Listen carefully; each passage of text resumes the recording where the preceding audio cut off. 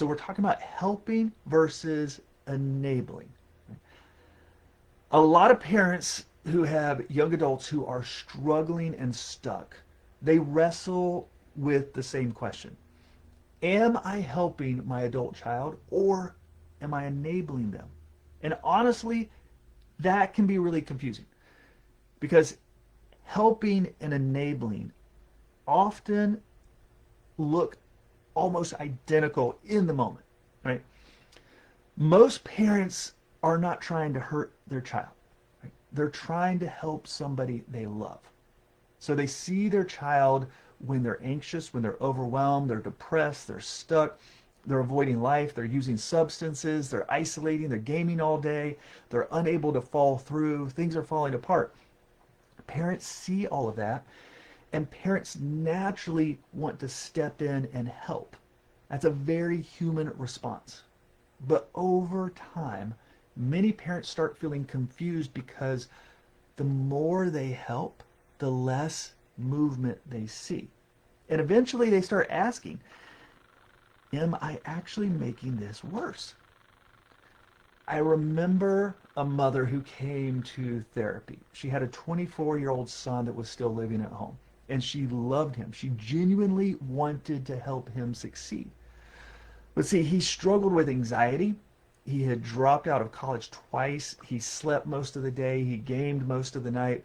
And every attempt at a job would fall apart after a few weeks. He had experienced so many disappointments that this mother felt terrified that if she pushed too hard, he would spiral emotionally or maybe just completely shut down. So over time, she started to do more and more for him. And at first, it seemed reasonable. Right? She would help him wake up in the morning because he struggled getting going. And then she started calling off work for him when he was feeling too overwhelmed. And then she started reminding him constantly about his appointments, his applications, his deadlines, his paperwork. It got to a point where eventually she was managing like every adult responsibility for him. And the whole time she kept telling herself, I'm just trying to support him because he struggles with anxiety. But after a while, she became exhausted, right? She was resentful. She was confused because despite how much help she had given him, he was becoming less capable, not more capable. So what finally clicked for her was this. Every time anxiety showed up, she stepped in and removed the discomfort for him. She removed that discomfort for him. So the result is he never fully learned how to push through his anxiety. He never learned how to recover from discomfort or how to tolerate distress or how to carry responsibility when he was feeling uncomfortable. Now, this mother, she was not weak, right? This mom, she was not a bad mom. She was not trying to hurt her son. She was loving him the best way she knew how. But unintentionally, her help had slowly turned into enabling because it removed the very struggles that he needed to learn how to manage himself. And that's big. So one of the shifts we worked on was moving from doing things for him to supporting him while he learned to do those things himself. So instead of calling off work for him, she would sit there while he made the call. Instead of waking him up repeatedly, she started to let natural consequence happen. Right? Instead of managing all of his stress, she encouraged him through the stress while he was learning to carry more of the responsibility himself. So here's an important thing. At first, his anxiety actually increased. That is very important to understand because when you stop enabling, it often creates discomfort before it creates confidence. But here's what happened. Over time, he did slowly, He became more capable because the goal changed from keeping him comfortable to helping him become stronger and more responsible. So I want to give you a distinction tonight that I think is really, really important. What is the difference between helping and enabling? Here's the distinction that I use.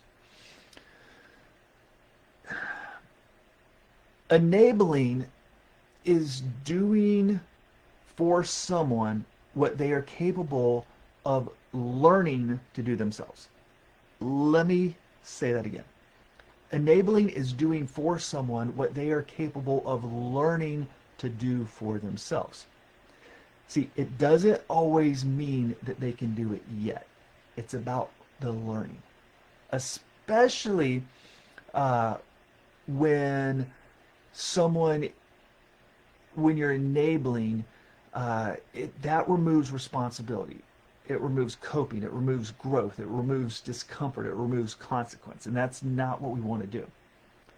Helping is a different thing.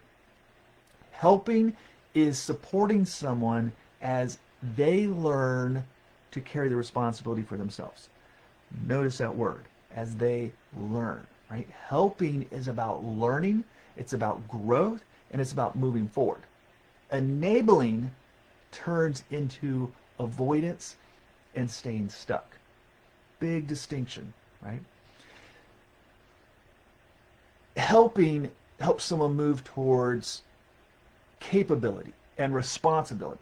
Enabling often removes the very thing that helps them grow. See what I'm getting at? Right. Now, this is where some parents get confused because enabling doesn't always look bad, right? Sometimes it looks loving. Sometimes it looks compassionate. Sometimes it looks protective. Sometimes it even feels necessary in the moment, for real, right? And sometimes those moments exist, right? There's those moments where your child actually and genuinely needs extra support, right? They need you to do something for them in that moment. But that cannot become a reoccurrent pattern, right? It can't be a pattern of always bailing them out. So the question becomes, is this helping them move towards greater independence and responsibility or away from it, right? That's the real question. Let me give you some examples, right? Calling your adult child's employer for them, that's usually enabling, right? Sitting with them while they make the call, that's helping.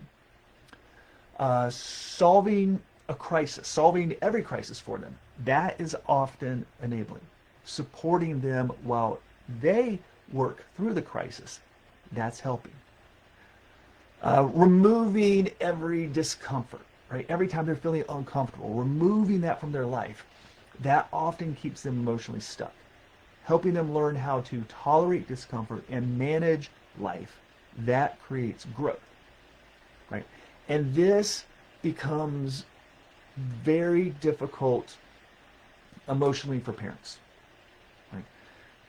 When you love somebody, you don't want to watch them struggle. You don't want to watch them fail. You don't want to watch them be anxious. You certainly don't want to see them overwhelmed, and you absolutely don't want to sit there and watch them hurt. You don't want to see them hurting. But growth often requires discomfort, right? That discomfort, that struggle is necessary to grow. And that's true for all of us. It's true for you. Look back in your life, right? What are the times where you made the greatest moments of growth? It's probably when you learn to work through a real struggle in your life, right? We all need that struggle. None of us like it, right? We don't like going through that struggle, that discomfort, and we don't like it when our kids go through it either. But it's a part of the process. What I see with a lot of young adults today is they have not fully learned how to tolerate stress, how to push through discomfort, how to cope with failure, that's a big one, right? How to recover from anxiety, and how to consistently carry responsibilities, right? Basically, they haven't struggled through those things yet, so they don't know how to do that, right? And that's a recipe for being stuck. All right, all right, all right. Now, this is when a lot of parents will say to me, I've already tried boundaries and they didn't work. But a lot of times, what we find out is what they actually tried that they thought were boundaries turned out to be it was a lot of lecturing, it was a lot of warning, it was a lot of threatening, pleading, arguing, repeating themselves over and over. But there was little to no follow up or follow through. And some of that's because parents get stuck. They don't know how to follow through. What do I do when they call my bluff? Right? Um, so it's not really a boundary at that point, right? It's a lot of noise, it's a lot of arguing, it's a lot of tension that affects the relationship, but it's not a boundary. And that's where parents, where they start to swing, right? They get into control and emotion. A healthy boundary is not about controlling another person. A healthy boundary is about clearly defining what you are responsible for and what they are responsible for, right? What you will or will not continue doing. Sometimes I describe it as a property line. You've probably heard me say that, right? It's a property line. There's two different properties, right? This is your side. This is their side. And you can support, you can guide, you can encourage, you can teach, you can love, you can listen, you can care deeply, but you cannot live their life for them, right? That goes badly every time.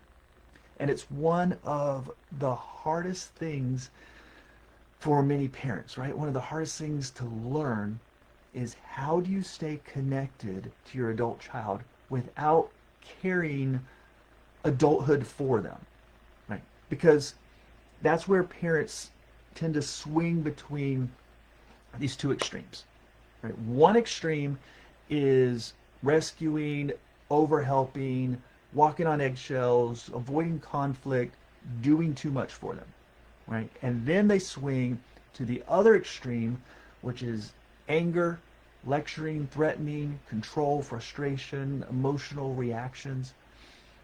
And parents, they often swing back and forth between those two places because they feel desperate, right? They're desperate for something to work. So I'm going to try this. That doesn't work. I'll go over to this other extreme. And neither one of those extremes really create change, right? It's often creating the stuckness and then the tension and the harm in the relationship. So it's not the extremes that bring change. It's having calm, connected, clear conversations with healthy boundaries and consistent responsibility, right? Where you're following through. So it doesn't mean that you become cold. It doesn't mean that you abandon your child. It doesn't mean you stop loving them, right? Like I get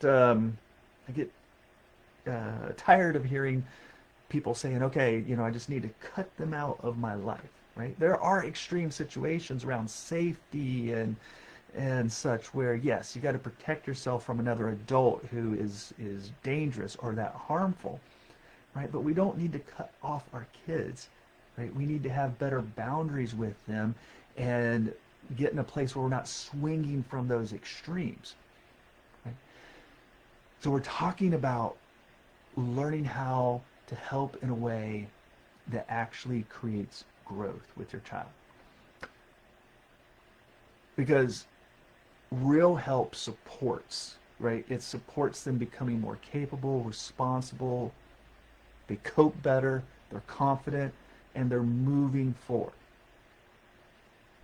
And one of the hardest but healthiest shifts many parents can ever make is learning how to love someone deeply without removing all the struggle, right? Every struggle that your child needs to learn from.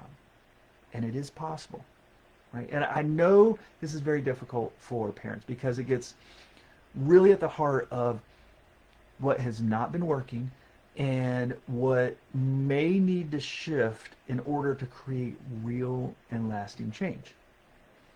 And I also know that this brings up a lot of emotion: guilt, fear, confusion, second guessing yourself, wondering if you've done too much or if you haven't done enough. But I want to encourage you. You can do this. And it is worth the effort to learn a better approach. And by the way, you are not the only one dealing with this. There's a whole group here who are doing the best we can to help our struggling children, young adults, and you are not alone. So there are many parents struggling with these same questions and these same painful dynamics. And I'm going to tell you, change is possible. Right? Not overnight, not perfectly, but change is possible. I see it all the time, and that's what we're about. So that is why I'm glad you're a part of this group.